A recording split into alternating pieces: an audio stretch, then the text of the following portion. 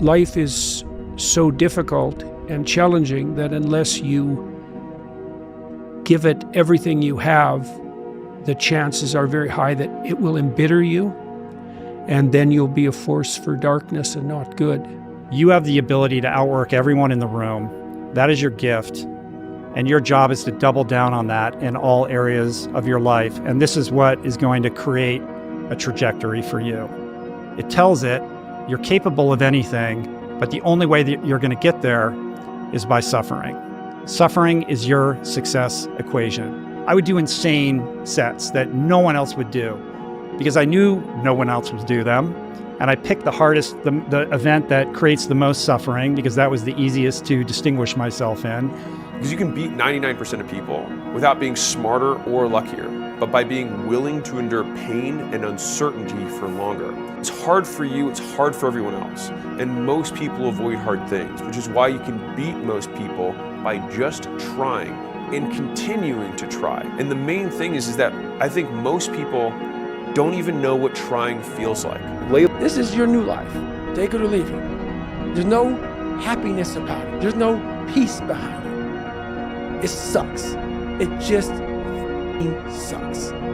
And that's the one thing, if I could teach anybody anything, it just sucks. And it's going to continue to suck. And then one day you'll get to a special part in your life that it might get a little bit better. But to lose the weight you have to lose, my friend, sorry, it's going to suck every day. I'm going to make the smallest decision possible. I'm going to take the smallest step possible, but I'm going to take a step. Because I'm never going to know everything. And if I take the time to try and know everything, everything will have changed by the time I know it. So I'm going to absolutely take that step and take that action. You don't have to feel good about it. You just have to keep going. The feeling will pass, but you will remain. You are greater than your feelings. Going to bed late and waking up early to work for a few days won't kill you. You're not going to burn out. You're doing what it takes. If you're one of those people that push work-life balance, just remember, the people who like working a lot don't care. I've never regretted trying harder at anything ever. Hard times last long, but an epic story feels like a lifetime. And I found out on my own pretty much, is that through discipline, through self-discipline, through repetition, through tons of repetition of the same thing that you don't want to do, and that's the key thing. Through repetition of things you don't want to do, you develop mental, like an armor for your mind. You start to armor your mind, because your mind's like, okay, we suffer every day. It's what we do. We do stuff that sucks every day. So then when the suck stuff comes, you're ready for it. And that's how I started coming up. I just started being very uncomfortable. And now it's like just a way of life.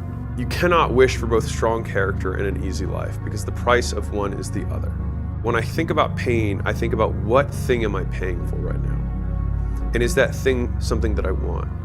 And if so, it reframes the pain as the price of the thing that I want. But I try to reframe that pain that comes from doing the things that I don't want to do the things that I do want to do as the price tag required to become the person that I want to become. You're going to lose sleep. You'll doubt whether it'll work. You'll stress to make ends meet. You won't finish your to-do list. You'll wonder whether you made the right call and have no way to know for years. This is what hard feels like, and that's okay. Everything worth doing is hard, and the more worth doing it is, the harder it is. The greater the payoff, the greater the hardship. If it's hard, good. It means no one else will do it. When you expect to feel like you always want to go to the gym or always want to do your taxes or always want to do whatever it is you think is important, you have made a grand illusion. And just think, there's no one coming to save you except Mr. Goggins, who's going to punch you square in your face and tell you shut up and do the thing. Invent a guy that didn't exist. I had to invent a guy that can take any pain, any suffering, any kind of judgment, be called nigger, be called whatever the fuck in the world, and be able to stand in the fucking room and say, go fuck yourself. I had to build this callous mind, and I built it through suffering. I built it through downright fucking just crushing myself. Struggle doesn't mean you're on the wrong path. It usually means you're on a real one, right? Struggle doesn't mean you're making a mistake. Struggle could mean that you have a lot to learn to get to this goal. Pain isn't proof of misalignment. It's proof you're growing. It's proof it matters. My life had come to this crossroads where I'm like, man, you have to go right. And no one was going right. Everybody was going left. I'm like, you have to go right. And to know the pain and suffering I was about to endure by going right, the amount of accountability and failure I was going to witness and suffer by myself alone on this journey, it was daunting. Can I deal with the fact that this is painful for me? And the answer is, the fact that it is painful is the reason that it's working. Yeah. That if it wasn't you stepping out, everybody else that has to try and step out into this new life faces this same thing too. Every single person does. That's why most people don't do it. Yeah. Like, this is what hard feels like, and this is why most people don't win. So continuing to push through and almost seeing that level of discomfort as a signal, it's like a way marker that's been planted in the ground. Yes, more this way. And I'm going to tell you right now, it won't be easy. It will be hard because life is hard. That's what life is. And these challenges that you face, they're going to do their best to take you down. Do not let them. Stand up, dig in. Line up those problems and confront them, face them, fight them. Do not let them bring you down. And you're gonna fail, and you're gonna fail, and you're gonna fail, and you're gonna fail, and then you're gonna win. And that's life.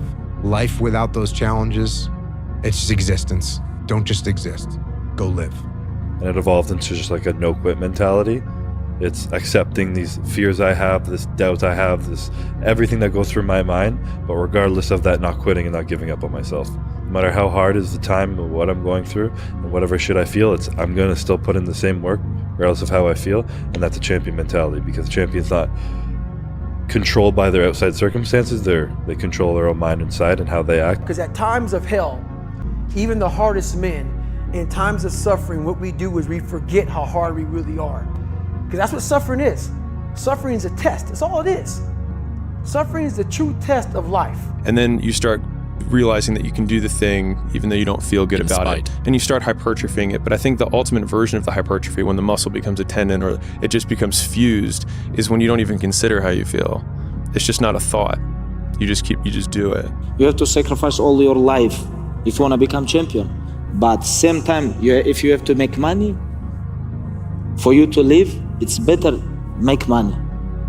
Because if you are not ready to sacrifice everything, even 1%, it's have to be like 100%. You have to be focused to become world champion. You're not going to break me. No matter what you say, I'll die right here in this water. I don't care. And that mindset has really been beneficial throughout the entire process. Because there's parts of BUD/S and parts of being in special operations where you think it's going to kill you. And then at a certain point, you just don't care. If it kills me, it kills me, I don't care. And you get through it. Because you gain knowledge through suffering. And on the other end of suffering is a world that very few have ever seen. It's a beautiful world, because that's where you find yourself. You don't find yourself in over here. One thing I would say is, sometimes for the sake of your own soul, even if you don't like it anymore, finish the damn thing so you have a sense of, I finished it, I did it, I actually accomplished it. It wasn't much fun, but now I know what it's like to finish something. I'm not going to set that pattern in my life of having half-fulfilled dreams, half-assed kind of thoughts and wishes. I'm going to actually finish something to the end. You know, the fact that life is short and can be brutal can terrify you into